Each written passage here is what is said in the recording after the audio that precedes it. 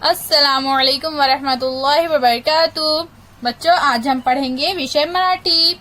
आज हम पढ़ेंगे पाठ क्रमांक 28 मुळाक्षरे। तो बच्चों, आप भी अपनी किताब में पेज नंबर 43 निकालिए। तो चलिए हम शुरू करते हैं। ए का मरना वाचा। सुनो, बोलो और पढ़ो। तो बच्चों, मैं अब पढ़ूंगी, आप भी मेरे साथ पढ़िए। ओ आ ई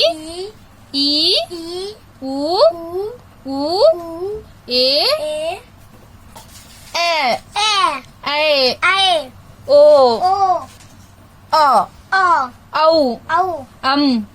आह क ख ग घ न च छ ज झ त्र ट ठ ड ढ न त थ द ध न प फ ब भ म य र ल व श